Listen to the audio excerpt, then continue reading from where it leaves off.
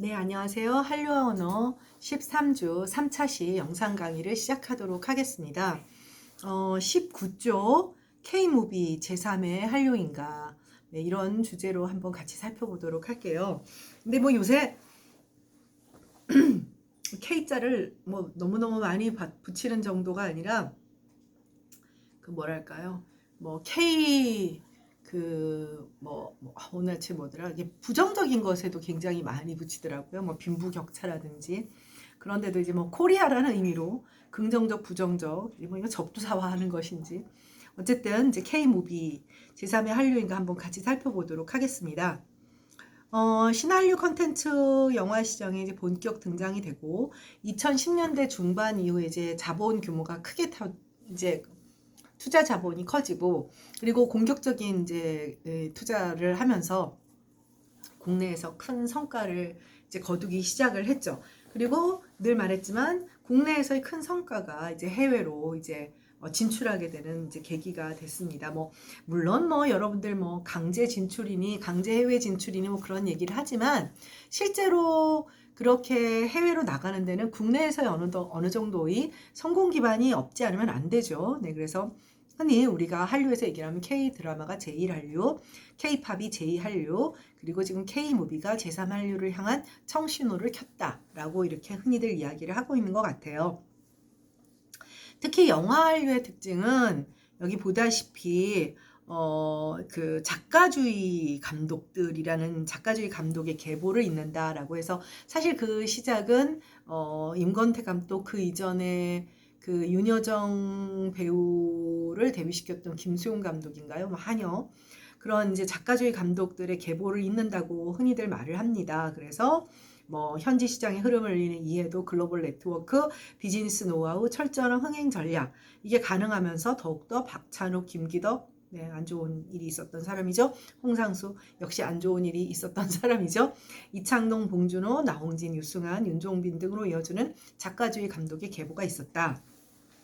그래서 영화 관련의 특성은 어떤 배우라든지 이런 존재들보다는 감독들의 선전, 네, 이런 이후로 이제 조금 전에 말했던 여러 가지 과거의 한국 영화들이 다시 한번 곱씹어지는 계기도 되었어요. 뭐, 그러니까 한국 영화 주간 같은 게 이제 유럽 같이 이제 어떤 유럽은 예술주의 같은 것을 지향하는 게, 뭐, 글쎄, 유럽은 예술주의, 뭐, 미국은 대중주의, 이렇게 말할 수는 없지만, 상대적으로 이제 그런 흐름에 대해서 좀 관심이 많은 그런 대륙이죠. 네.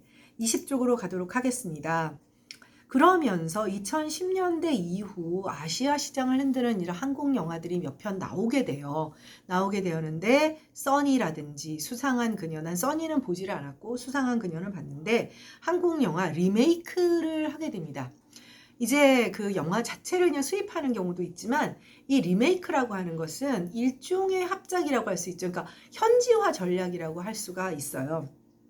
그래서 엽기적인 그녀도 리메이크를 생각해서 판권을 사들인 그런 예라고 할 수가 있는데 그래서 뭐 그 CJ라든지 해서 수상한 그녀 써니가 해외 로컬 영화 시스템의 성공 모델을 만들어냈어요. 그래서 원소스 멀티 테리토리 뭐 이렇게 이야기를 한다고 합니다. 간단히 말하면 순수 한국 영화로는 현지화하는데 한계가 있으니까 그 오리지널 콘텐츠를 한국 정서와 문화를 이제 맞게 제작해서 개봉하는 방식보다는 자국에서 자국 방식으로 근데 그 수상한 그녀는 그런 방식으로 아주 널리 이제 퍼지게 된 거죠. 그래서 물론 가장 전형적인 방식은 이제 우리 영화 자체가 이제 흥행을 하는 것인데 이런 리메이크 방식으로 특히 수상한 그녀는 베트남판인 뭐 내가 네 할매다 뭐 그다음에 써니의 리메이크적인 고고 시스터즈 뭐 이런 식의 방식으로 네 그다음 뭐 중국에서는 뭐 수상한 그녀를 20세여 다시 한번 등등 제목도 바꾸게 되고요. 우리나라도 과거에 할리우드 작품들을 리메이크한 경우가 굉장히 많죠. 뭐 노래를 번안한 곡들이 있다면 이제 우리도 이런 리메이크 작품 영화나 드라마를 많이 만들었던 걸로 알고 있습니다. 21쪽으로 가겠습니다. 그리고 택시 운전사와 곤지암이라는 영화가 있는데 난 곤지암 무서워서 안 봤고 택시 운전사는 일본과 홍콩, 대만, 북미에서 흥행을 했죠. 그러니까 어떤 그 광주 민주화 운동에 대한 그런 관심이라든지 또 최근에 미얀마 사태 등을 때문에 더욱 이 영화는 다른 측면에서 큰 의미를 갖게 된 것 같아요. 그래서 이게 또 이제 해외에 많이 이제 감동이 되었고, 특히 일본 같은 경우는 뭐랄까요, 정치적 상황과 뭐 맞물렸대요. 그래서 관객과 언론의 호평을 받고 장기 흥행에도 성공을 했다고 합니다. 그리고 이제 곤지암은 이게 되게 독특한 컨텐츠 방식을 썼다고 하더라고요. 나는 이제 무서워서 도저히 못 봤는데 이 곤지암에 있는 그 저기 뭐 정신병원 그거죠. 유튜브 라이브 방송과 SNS 컨텐츠 방식을 활용해서 아주 흥행을 했다라고 하더라고요. 그러니까 뭐랄까 호러 컨텐츠라고 할 수가 있겠죠. 네, 22쪽입니다. 그리고 좀비버스터. 네, 이제 소위 우리가 흔히 K 좀비라는 말을 하는 이제 좀비버스터를 만들어낸 부산행. 네, 이제 부산행이 크게 성공을 하면서 동시에 이것이 킹덤에까지 그 힘을 실어줬던 것 같고 아주 좀비물 잘 만드는 그런 나라가 돼서 요즘 나오는 최근에 할리우드에서 만든 좀비는 한국 좀비처럼 아주 날렵하고 잘 돌아다니고 뭐 그런다고 하더라고요. 그래서 칸 후광을 업은 좀비버스터. 이때 이제 아시아를 넘어가기로 했어요. 이게 좀비라고 하는 것이 이제 서구적인 어떤 컨텐츠니까 그래서 여기 이제 보면 어떻게 돼 있냐면 전 세계 160여 개국에서 약 1억 4천만 달러의 극장 매출을 달성했고 글로벌 개봉 이후 좀비 액션 VR 또 할리우드 및 프랑스 대표 영화 제작사 고몽을 통해 글로벌 리메이크로 재탄생하는 등 굉장한 그런 흥행을 하게 됐죠. 이제 돈을 많이 버게 돼서 연상호 감독이 이제 그 이후에 반도를 또 촬영하는 그런 베이스가 됐고 반도도 선생님이 봤어요. 반도랑 부산행은 전혀 주인공들과는 관계가 없고 또 반도도 상당히 재밌었던 것 같습니다. 그리고 거기에서 킹덤이 또 나오게 됐죠. 킹덤도 이거 여러분들도 생각을 해보면 이게 왜 흥행을 했겠느냐. 그 배경을 한번 생각해 보세요. 네. 배경을 생각을 해보면 정말 그 서구인들이 생각하기에 갓쓰고 뭐 그래서 갓이 유명해졌다고 하는데 갓쓰고 전투하는 그런 어떤 조선시대를 배경으로 하는 왕비가 좀비가 되는 정말 드라마틱하지 않겠어요? 네. 23페이지로 가도록 하겠습니다. 그리고 또 그 특히 아시아권에서 큰 성공을 했던 것이 신과 함께예요. 근데 이 신과 함께라는 시리즈물이 상대적으로 이제 서구권에서 크게 성공하지 못했던 것은 확실히 이제 문화 할인율이 좀 적용이 된 거죠. 어떤 내세관이라든지 어떤 종교적 가치관이 좀 다르다 보니 근데 아시아권들은 기본 바탕이 공유하고 있는 어떤 그런 뭐 윤회나 환생이나 어떤 그런 사후 세계의 가치관, 뭐 49제, 뭐 유교적, 불교적, 뭐 그다음에 도교적 그런 가치관들이 막 섞여 있는 아시아적 그런 어떤 그 사후 세계관들이 공유되는 것들이 있거든요. 물론 이제 서구에서도 매력적으로 느껴서 보는 경우는 있지만 기독교적 세계관을 가지고 있는 그런 서구와는 달리 이게 최근에 이제 이 신과 함께 시리즈는 선생님도 재밌게 봤고 그리고 거기에는 굉장히 뛰어난 CG라고 하는 것이 있었던 때문이죠. 그래서 2017년, 18년 신과 함께 시리즈 동남아시아를 아주 점령을 했다. 그래서 전 세계 극장 매출 6천만 달러, 대만이 3천만 달러, 홍콩이 1,400만 달러, 베트남이 210만 달러. 그래서 특히 이제 한동안 대만이 이제 그 양안의 관계 중국과 지금도 또 문제가 있잖아요. 그러면서 한국에 대해서 되게 이렇게 이제 말하자면 단교를 했으니까요. 국가로 인정을 하지 않았으니까 우리가 그랬는데 굉장히 이제 그 뭐랄까 큰 흥행을 하게 되었죠. 흥행 요인은 한국적 세계관인데 사실은 이제 이게 동양사에서 공유하는 그런 세계관이죠. 네, 그래서 인기 웹툰을 먼저 이때부터 이제 뭐 사실 그 이전에도 있었지만 우리나라 지금 우리가 한류에서 주로 뭐 선생님도 웹툰을 거의 웹툰이라고 불리는 거를 본 적은 없는 것 같아요. 본 적은 없고 그렇다고 만화를 안 봤던 세대는 아니죠. 뭐 여러분들도 아는 전설적인 캔디나 베르사유 장녀의 종이 만화를 봤던 세대긴 한데 드라마나 영화나 굉장히 그 뛰어난 그런 작품성을 가지고 있는 웹툰들을 원작으로 하는 그런 그 작품들이 영화나 드라마에서 나오기 시작했던 것 같아요. 아주 판타지, 액션, 드라마, 어떤 그런 뭐 가정의 문제 이런 것들이 다 들어있는 굉장히 매력적인 독특한 장르의 그런 어떤 판타지물이 나오게 된 거죠.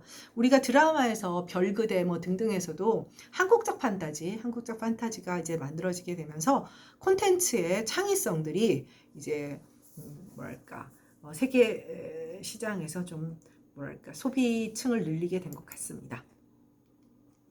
네, 그래서 K무비의 전망과 과제라는 부분을 한번 살펴보도록 하겠습니다. 그러니까 여러분들이 지금 같이 살펴봐도 한국 영화를 K-팝의 수준으로 보기는 조금 어렵죠.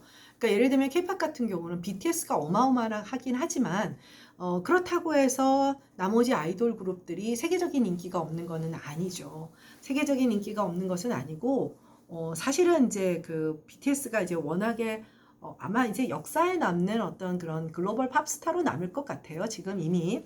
그러니까 그런 차원이지만 나머지 예를 들면 엑소라든지 뭐 그 이전에 슈퍼주니어라든지 뭐 소녀시대라든지 사실 이미 글로벌한 상태였거든요. 글로벌한 상태였는데 더 이제 대단해져 버린 것이죠. 반면에 한국 영화는 여러분이 봐도 사실 아시아를 넘어서고 있지는 못해요. 아시아를 넘어서고 있지 못할 뿐 아니라 각 아시아 국가에도 굉장히 큰 차이가 소비되는 차이가 있다는 것을 파악할 수가 있을 겁니다. 그래서 일단은 전망과 과제에서 일단 아시아 시장을 사수해야 된다. 일단은 왜냐하면 이제 이게 문화 할인율이 적용이 많이 되고 직접 영화관을 찾아가야 되는 적극적 소비 계층을 가지고 있어야 되기 때문에 그래서 2016년 북미의 극장 매출은 120, 그러니까 우리 원화로 13조 정도였는데 아시아 태평양 권역의 극장 매출은 이제 16조 정도. 그러니까 상대적으로 아시아 시장의 규모와 중요성을 확인할 수 있는 대목이고 요즘은 좀 낮았다라고는 하지만 낮았다라고 하고 이제 아마 그 부분에 대한 분석이 나와야 될 것 같은데요. 특히 팬데믹 상황에서 이제 OTT 서비스가 굉장히 지금 활성화되었잖아요. 활성화되면서 특히 뭐 K무비라든지 K드라마가 어느 정도 소비되었느냐라는 것을 이제 아마 그러한 논의들이 앞으로 많이 나오게 될 것 같고 그것들이 정리되면 이제 뭐 내년이나 내후년의 수업에는 그런 것들이 좀 반영되지 않을까 싶습니다. 네. 네. 그리고 현재 우리나라 영화 수출에서 가장 큰 비중을 차지하고 있는 국가 역시 싱가포르와 대만 등 아시아 권역에 속한 국가들이라는 것이고 2017년 기준으로 하면 네, 비중이 반 이상을 넘는 것으로 네, 이거는 정말 이제 우리가 확실히 스토리가 들어가 있을 때 그러니까 우리가 어떤 그 컨텐츠의 주제를 생각할 때 조금 더 글로벌한 것이 무엇인가를 생각해 볼 필요가 있죠. 영화나 드라마는 어차피 언어의 장벽이 대놓고 자막으로 등장을 해야 되는 부분이에요. 대놓고 예를 들면 뭐 영어로 노래를 부르는 것은 한국어 화자든 누구든 외워서 할 수는 있지만 전대사를 영어로 하거나 뭐 프랑스어로 하거나 그런 영화나 드라마는 있을 수가 없잖아요. 그건 사실 이제 엄밀한 의미에서 우리 영화라고 할 수 없기 때문에 그래서 기본적으로 자막이 붙는 영화이기 때문에 혹은 더빙을 해야 하는 영화이기 때문에 어떤 이 문화적인 경계를 넘어서는 데는 훨씬 더 어려움이 있는 것 같아요. 그리고 이제 글로벌하고 모든 인류가 공통된 감성으로 공유할 수 있는 컨텐츠는 무엇이냐라는 것을 고민을 해봐야 되겠죠. 기생충은 그런 부분을 건드린 거라고 할 수가 있어요. 네, 25쪽으로 가도록 하겠습니다. 자, 그래서 OTT 서비스와 K무비 확장의 기회가 될 수 있다라고 보는 것이죠. 최근 영화 시장에서 가장 주목할 만한 것이 이제 OTT 서비스인데, 넷플릭스, 아마존, 뭐 우리나라 자체도 웨이브 뭐 등등 굉장히 많아졌죠. 그러니까 처음에는 지금 이 시기만 해도 지금 이거 팬데믹 이전 시기에 이제 저서잖아요. 그때만 해도 이게 부가 수입 창구였어요. 부가적인. 근데 지금 작년부터 올해까지는 메인 창구가 돼버린 거죠. 그리고 그 시장이 굉장히 크게 확대가 되었고,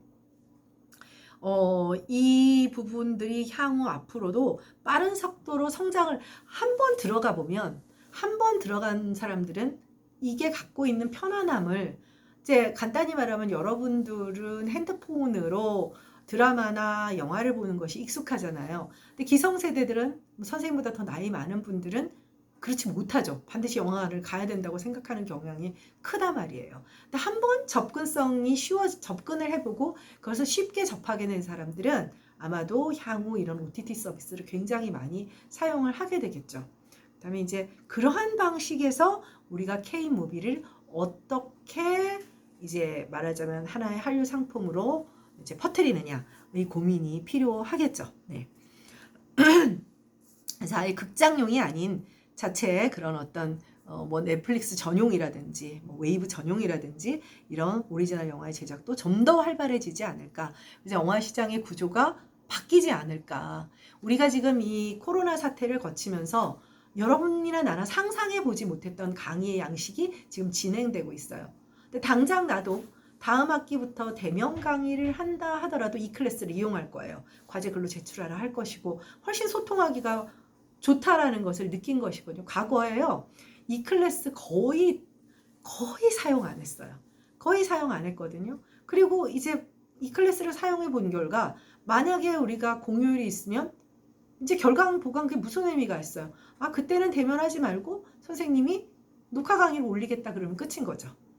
무슨 뜻인지 이해를 하겠죠. 이제 물론 결국 영원히 우리에게 공휴일이 없다라는 슬픈 현실을 접하게 되기는 하지만 중요한 것은, 분명한 것은 앞으로 여러 가지로 달라질 건데 우리가 이 팬데믹 상황에서 굉장히 다양한 OTT 서비스를 사용했기 때문에 향후 영화나 드라마나 뭐 음악은 물론이고 어떤 시장 구조에 큰 변화가 있을 것이고, 사실 한류에는 굉장히 좋은 기회가 아닌가라는 생각이 들어요. 이런 방면에 이제 우리가 좀 더 앞선 시스템을 좀 갖고 있다고 볼 수 있어서, 그래서 넷플릭스가 봉준호가 영화판이 아니라 넷플릭스 전 오리지널판으로 옥자를 만들었었고, 또 부산행과 판도라의 전 세계 배급권도 넷플릭스가 사갔었죠.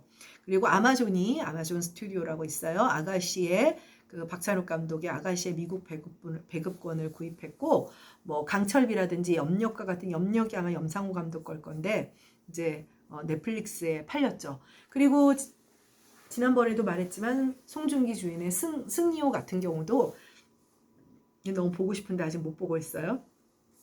근데 그 같은 경우도 원래는 이제 극장용으로 만들었으나 도저히 개봉을 할 수 없으니 오리지널 넷플릭스로 풀었고 또 좋은 반응을 얻었던 것으로 알고 있습니다. 사실 이 OTT 사업자들이 막강한 자금력을 바탕으로 전 세계 모든 판권을 한 번에 구매한다는 것은 사실 굉장히 문제가 될 수도 있는, 향후 문제가 될 수도 있는 문제기는 합니다. 그래서 바이어와 극장 등 중간 과정 없이 전 세계 190개국 관객들이 직접 콘텐츠를 선택하고 관람하는 방식이기 때문에 콘텐츠의 역량을 폭넓게 확장시킬 수는 있지만 여러 가지 리스크가 있겠죠. 그리고 이것은 우리가 지금 선생님이 여러분들한테 설명해 줄 수 없는 향후 영화 산업의 여러 가지 문제점들을 야기할 수도 있을 거예요. 독점 공룡이라고 하는, 공룡과 같은 어떤 그런 기업 조직이라고 하는 것은 또 여러 가지 좋은 점도 있지만 문제점도 만들어낼 테니까요. 네, 그거는 선생님도 잘 아직은 짐작할 수 없는 문제라고 생각됩니다. 네, 26쪽으로 가도록 하겠습니다. 이제 드디어 기생충 얘기가 나오네요. 기생충은 선생님도 봤습니다. 봤고 참 잘 만든 영화라 생각하고, 선생님 봉준호 영화는 거의 다 본 것 같아요. 이게 뭐 잔인하고 뭐 그런 거과는 좀 다르기 때문에. 그래서 기생충은 뭐 새삼 말하기도 그렇지만 한국을 비롯해 전 세계 62개국 이상에서 개봉이 되었고, 대한민국에는 당연히 1,000만 관객을 동원했고요. 사실 작가주의 작품이기 때문에 대중성보다는 사실 이제 작품성이 더 큰 작품이었잖아요. 근데 선생님이 보니 대중성도 있었던 것 같아요. 네, 어떤 그 계급의 문제, 빈부격차의 문제, 그래서 뭐 인간의 본성의 문제, 이런, 그리고 매력적인 캐릭터들, 뭐 이런 측면에서 좀 그랬던 것 같고, 칸 영화제 공식 경쟁 부분에서 이제 황금 종려상을 수상을 했고 2013년 이래 만장일치로 수상한 최초의 영화라고 합니다. 아마 여러분들도 관심 있는 사람들은 알았을 텐데 아카데미상 할 때 이제 또 봉준호가 또 뭐 난 선생님은 사실은 봉준호나 BTS가 영어를 잘 못해서 참 좋아요. 영어를 못하는 것이 자랑이 될 수는 없어요. 왜냐하면 우리가 언어를 안다는 것은 단순히 굉장히 피상적으로 하나의 언어를 아는 게 아니에요. 내가 아마 그런 얘기를 한번 했을 텐데 every word has own history. 단어 하나가 모든 단어 하나가 개별의 역사를 가지고 있어요. 사실 우리가 모국어를 배울 때 모국어 단어를 하나 배운다는 것은 무슨 얘기냐면 자, 빨강이라고 하는 색채 단어를 하나 알면 사실은 빨강이 아는 다른 색들. 그럼 초록을 알게 되겠죠? 초록을 알게 되면 또 다른 색깔, 초록과 비슷한 색, 빨강과 비슷한 색. 사실은 색깔의 세계로 들어가는 것이고 색깔의 세계로 들어가면 색깔이 아닌 세계. 자, 나무를 알게 되면 나무의 세계, 풀 이름. 사실은 한 단어를 안다라고 하는 것은 다른 세상의 문으로 들어가는, 이건 내기가 아니에요. 다른 세상의 문으로 들어가는 작은 창고예요. 근데 그 단어 하나를 알아서 어떤 언어의 세계로 들어갔을 때 그 문틈을 비집고 들어가 보면 놀라운 세상이 있는 것이죠. 사실 나는 그런 케이팝을 좋아해서 한국어를 공부하는 친구들에게는 또 다른 세상이 생긴다라고 생각해요. 선생님이 과거에 뭐 터키어나 이런 언어를 잠깐씩 배워봤을 때 영어나 이런 어떤 뭐 프랑스어나 어떤 기득권, 소위 말해서 잘 알려진 언어라고 해요. known language라고 하죠. 이런 잘 알려진 그런 어떤 좀 뭔가 파워가 있는 언어들과는 달리 그런 언어들을 통해서 새로운 우리가 언어를 배우면 내가 알고 있는 언어, 내가 그리스어 단어를 한 학기만이라도 그리스어를 배우면 굉장히 그리스어에 대해서는 호감을 갖게 되는 거죠.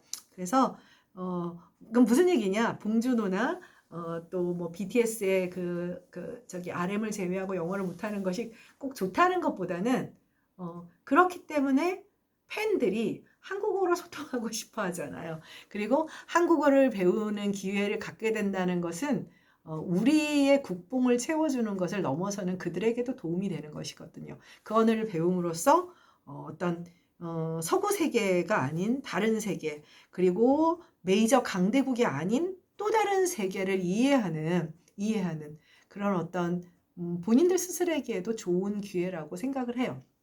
그래서 여러분들도 어떤 영화나 드라마를 볼 때 우연한 기회에 제3세계라고 하죠. 뭐 아프리카 영화라든지 뭐 아니면 뭐 터키 영화라든지 이런 영화들을 접해보면 또 다른 세계로 들어가는 것이 아닐까. 그래서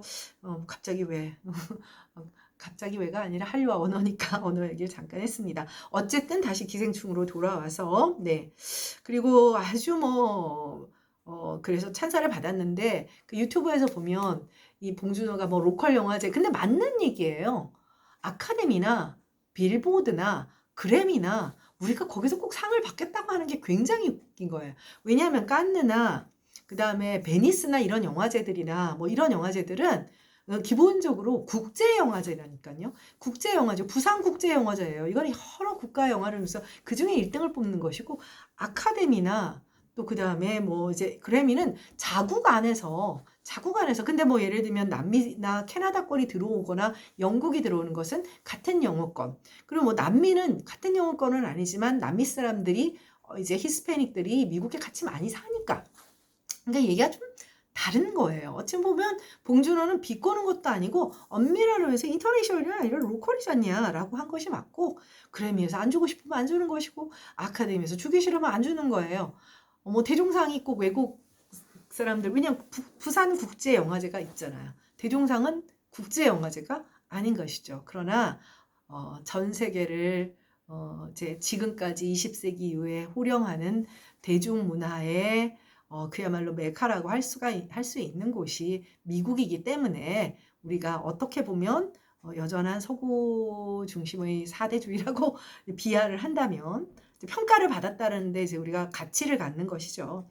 네, 어쨌든 그래서 그런지 뭐 유튜브에 이 많은 영화 학도들이라든지 일반인들이 그 소위 리액션 영상이라고 하죠. 막 상탈한 거 막 좋아하고 자기들처럼 기뻐하고. 하여튼 미국 사람들은 보면 언더독에 열광하는 거는 정말 있어요. 정말 있고. 네. 그래서 뭐 2019년 최고의 영화가 되었고, 이렇게 우리나라 역사상, 한국 영화 역사상 최고의 높은 수익률은 당연히 얻었겠죠. 특히 괴물 설국열차와 함께 봉준호 감독은 가장 이제 영화를 해외에 많이 판 그런 감독이 되었죠. 예를 들면 명량은 우리에게는 되게 큰 의미를 갖는 영화지만 해외에는 4.9%밖에 안 팔렸고 4.9% 정도고 기생충은 이렇게 됐어요. 근데 명량 어떤 가치를 갖느냐? 문화적 할인율을 많이 적용받은 거죠. 그 역사를 이해하는 우리들만이 또 그런 영화도 필요한 거 아닐까요? 그런 영화도 당연히 우리의 정서에 호응하는, 우리의 역사를 기록하는 그런 작품도 필요한 것이죠. 네, 그래서 27쪽으로 가면 네, 기생충은 뭐 황금 종려상을 시작으로 골든글로브, 그 다음에 이제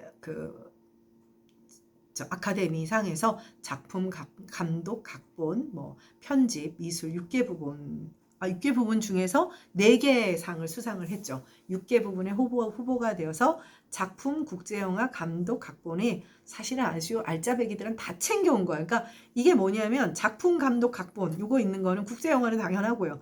작품, 감독, 각본은 생각을 해서 최고라는 거예요. 뭐 스토리든 너도 너무 잘 만들었고 뭐 이렇게 되죠. 물론 이제 배우상은 못 받았습니다만은 사실 뭐 그들이 연기를 못했다기보다는 그만큼 지명도가 좀 없었던 면은 있는 거죠. 그래서 뭐 176관왕, 176개의 상을 탔다고 합니다.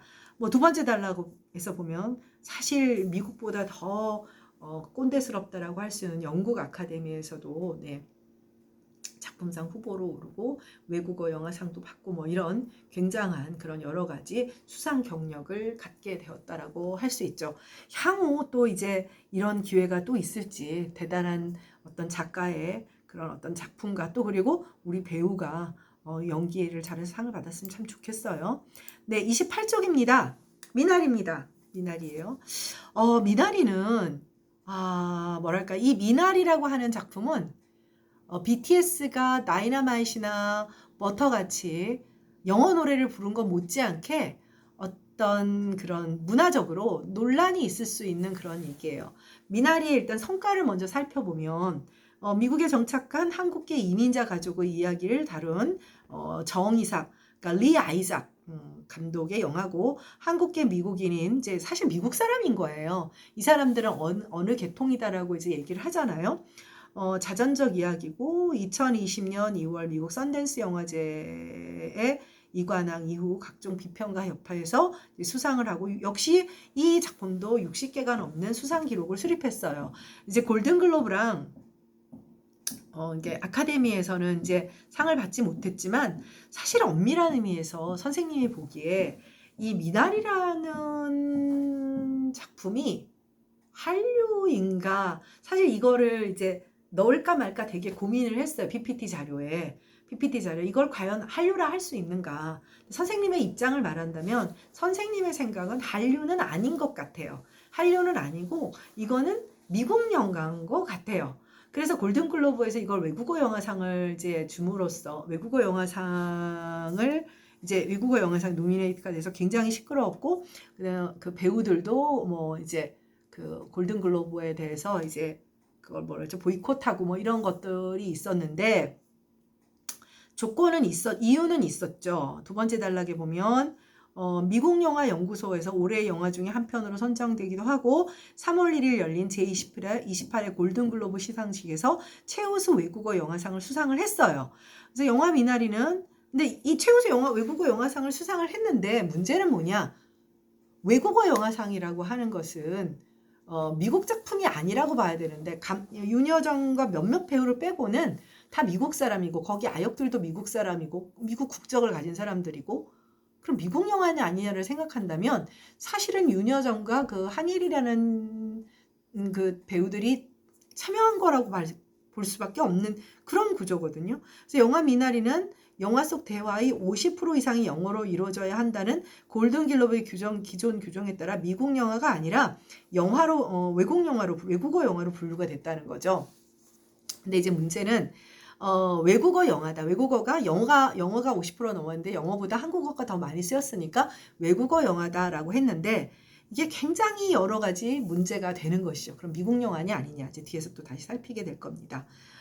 그다음 세 번째 달라 이제 여기서 이제 핵심은 윤여정 씨가 한국 배우 최초로 여우조연상을 수상하고 또 굉장히 이제 큰 화제가 되었었죠. 이 뭐 할머니라는 용어까지 이제 중요하게 막 이렇게 그 뭐랄까요 뭐 저기 뭐 트윗 된다고 해야 되나 이제 뭐 화제가 되었어요. 화제가 되었는데 근데 사실 선생님이 생각하기에 이거는 이 배우의 캐릭터와 배우의 이제 내공에서 나온 굉장히 매력적인 역할인 것이지 이게 한류랑 예를 들면 강수연 씨가 전도연 씨가 여우 주연상을 받은 것과는 조금 다르지 않나라는 그런 생각을 개인적으로 가지고 있습니다. 네, 그다음 그래서 미국 영화란 무엇인가? 미나리가 골든글로브에 던진 질문. 아카데미에서는 어차피 뭐 상도 받지 못했으니까. 근데 골든글로브에서는 떡하니 외국어 작품상을 줬기 때문에 그래서 무엇이 미국 영화고 무엇이 외국 영화인가라는 논란이 사실 우리에게도 있었지만 미국 사회에서도 굉장히 인종차별 또 특히 요새 특히 그 아시안에 대한 혐오 이런 것들이 있다 보니 굉장히 논란이 있었죠. 그래서 미나리의 골든글로브 외국어 영화상 수상이 던진 질문으로 미나리의 제작사 이제 그 브래드 피트였죠. 플랜 B 배급사 뭐 A24는 모두 미국 자본으로 설립된 미국 회사고 그다음 감독과 주연 배우 등등 대부분의 출연진이 미국 국적을 가진 미국인이고 근데 대사가 많은 부분 한국어라는 이유로 외국어 영어로 분류를 했다는 거예요. 그러니까 간단히 말하면 우리가 베트남 이주 여성이 한국에 와서 사는 어떤 그런 힘듦과 그런 역경들을 이제 그 우리나라 감독들이 이제 찍었는데 베트남 대사가 많다는 이유로 이게 베트남 영화로 분류됐다라고 하면 되겠죠. 어떻게 생각돼요? 참 그래서 이게 굉장히 골든글로브를 주관하는 할리우드 외신 기자협회가 이걸 결정을 했는데 말이 많았죠. 특히 쿠엔틴 타란티노, 이 타란티노가 그 킬빌 찍은 사람이고 박찬욱 감독의 그 올드보이를 막 극찬했던 사람이죠. 마스터즈라는 작품에서 대사의 영어 비중이 30% 정도인데도 작품상에 올랐다는 것이죠. 그래서 오히려 백인이 아니라서 인종차별을 받은 것이 아닌가라는 그런 논란이 있었습니다. 그래서 CNN 방송은 미국은 공용어가 없다. 공용어가 없으니까 이게 말이 안 되는 거 아니냐 이런 얘기가 나왔죠. 네, 30쪽. 그래서 왜 미나리에 사실 미나리를 여러분들이 보면 굉장히 종교적인 얘기예요. 아이삭이라는 이름, 뭐 거기에 요셉도 있고 이런 이름들이 굉장히 기독교적인 이름인데 굉장히 미국적인 얘기예요. 굉장히 청교도적인 우리가 흔히 프로테스탄트라고 하죠. 그러니까 영국에서 메이플라워를 타고 신대륙에 내려서 그 개척을 하고 그러면서 그런 어떤 프로테스탄티즘이라고 하죠. 청교도적인 삶을 사는 그래서 마지막에 보면 하여튼 그런 장면에서 막 해가 내리는 그런 거기에 또 이렇게 십자가를 짊어지고 다니는 그런 미국인 농부도 나와요. 굉장히 그런 어떤 미국의 가치관을 대변하는 그런 부분이 나서 사실은 선생님은 생각보다 재미없을 수도 있다는 얘기를 들었지만 나쁘지는 않았지만 한국적 정서는 아니었어요. 한국적 정서는 아니었고 그 윤여정 캐릭터도 뭐랄까요 한국적 할머니의 모습도 있지만 굉장히 독특해요. 그래서 뭐 어쨌든 미나리에 열광하느냐라고 했을 때 미국인들에게 어필했던 가장 큰 이유는 그들이 마음속에 거세되었거나 잠재되었던 아메리칸 드림. 정말 아메리칸 드림이에요. 또다시 꿈꾸면서 살아남으려고 애쓰는 것이죠. 그래서 마치 17세기 영국에서 배척당한 채 메이플라워를 타고 신대륙을 향했던 청교도인들이 새로운 개척지를 향해 미국 서부로 정착하는 그런 과정. 그래서 자기 선조들의 역경을 극복한 모습을 미나리에서 본 것 같아요. 미나리가 한류인지 아닌지 우리가 고민해 볼 문제인 것 같습니다. 네, 일단 K-무비까지 살펴봤고요. 살펴봤고 다음 주 이제 마지막 주에는 한류와 언어를 문화의 측면에서 정리하는 그런 시간이 될 것 같습니다. 네, 수고했습니다. 다음 주에 봐요.